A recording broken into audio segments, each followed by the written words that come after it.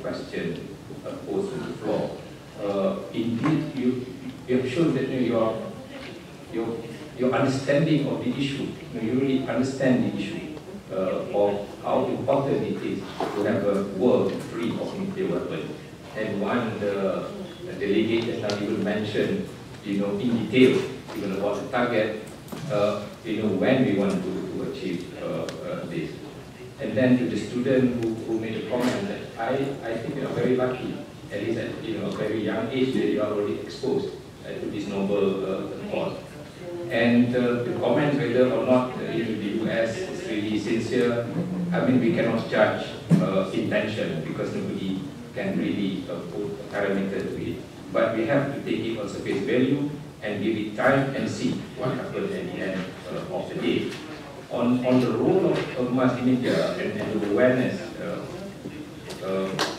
in Malaysia, I must say that the younger generation perhaps is less aware than the older generation on the devastation that can be caused by nuclear weapons.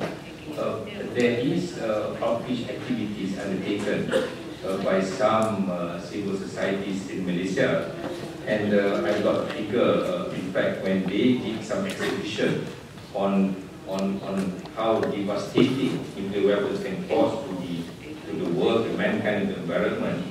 They managed to collect almost 150,000 signatures. So, of course, it is work in progress, and we always have to do more to increase the awareness of the public, in particular in my country, Malaysia, on this particular issue. One last point is that please continue with what you are doing. I was really touched yesterday when a very young lady at the age of 70 or 75 said that she walked for 99 days from Hokkaido to Hiroshima. You see, if you do something with conviction, there is no obstacle to it. So I leave you with that. Thank you very much for the kind invitation, and thank you for your attention.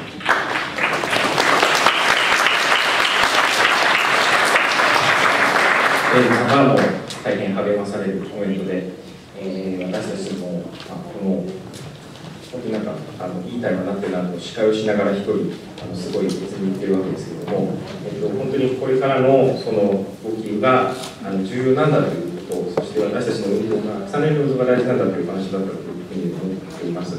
それで、では最後にこの弁論に対してコメントをお願いします。Thank you very much. I think my distinguished colleagues, other panelists, have not left me much to say, but very briefly, I would just want to say first, there's one issue was mentioned about Japan, how Japan and how is viewed by the outside world, and I just would like to tell you that both at the official and at the grassroots level, I think that in my country, Japan is seen as I said maybe earlier in my introductory remarks, as a victim, and the Japanese people have been seen as a victim of, the only victim actually in the world of the nuclear weapons, and that in that respect there is a lot of expectations. I mentioned several times in my introductory remarks that we expect from Japan and so on and so on. So there are a lot of expectations from Japan at the global level and even on regional issues such as in the Middle East, in my region, from where I come, concerning nuclear disarmament, because Japan has been the victim, or the only victim in the world of nuclear weapons. Also related to that question and about the question raised by one of the distinguished participants about how the public opinion and how the media view nuclear disarmament. I think that traditionally, as I said, we have been in Egypt from the very first countries to sign and then to ratify the NPT.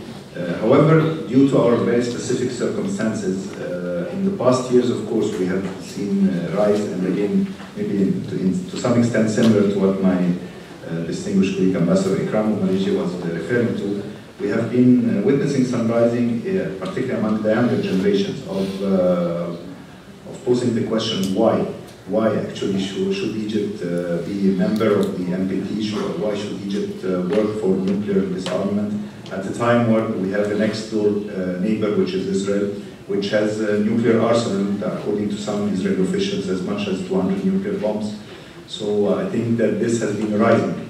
This has been rising among younger generations. Of course, the intelligentsia and also the government and the media have been trying to explain or to maybe to educate these people, these rising voices among the youth, that actually we should remain standing by our principles in nuclear disarmament, and that this mobilized the whole world and the region, and even hopefully one day the Israeli public opinion itself in support of denuclearization. On a third point, the moderator, Fuzzy-san, was kind in the interval time to explain to me that there was a misinterpretation in one of the questions posed to me prior to, in the first round of Q&A session about the military bases. I think he mentioned that what was meant was the military bases in the Middle East, not in Egypt. Well, I think that I can't speak for other countries in the region. I think each country has its own justifications.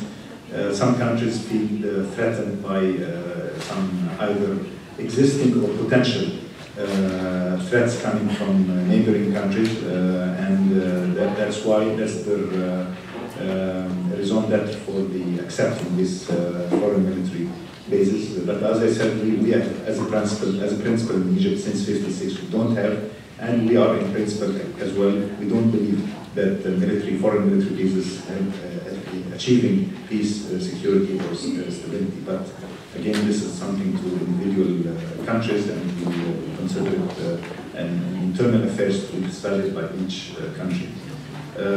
My fourth point is, again, I would like to join my distinguished colleagues, ambassadors of Mexico and Malaysia, about the fact that the necessity of the balance between the three pillars of the NPT. And unfortunately, as I mentioned very briefly in my introductory remark, there is an imbalance. There is a structural inbuilt imbalance there, but we have to address it. And we have to try to correct this imbalance, because nuclear disarmament by the P5 or later, of course, by additional countries has been always an impediment to both the universality as well as the credibility of the nuclear disarmament and non-proliferation regime as well. And I think here I would like to also to express my appreciation for the comments made by our distinguished colleagues from French and German disarmament movement.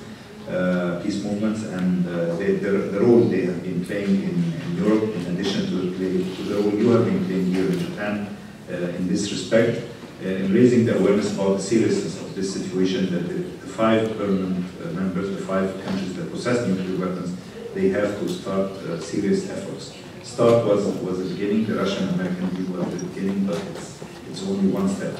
And this brings me to the question of the position of the United States, and on the one hand, I fully agree with the fact that we should witness the translation of these statements of President Obama in Prague in April and in Cairo in June 2009 into concrete steps towards nuclear disarmament. I'm totally supportive of this idea of concretization of these statements and promises.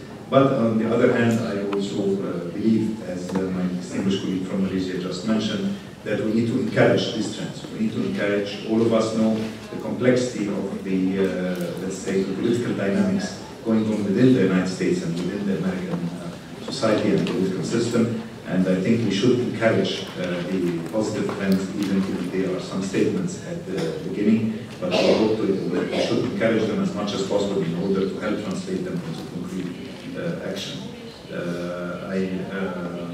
I just also want to mention that Egypt, in its capacity as the current chairman of the Non-Aligned Movement and of the New Agenda Coalition, is continuing its efforts after the NPT Review Conference, has been continuing its efforts for the making specific and concrete steps towards nuclear disarmament, not only for the Middle East but for the world at large.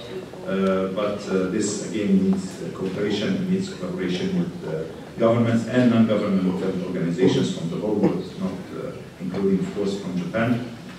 One point I would like to raise, particularly as it was already made maybe touched upon very briefly, is that in addition to nuclear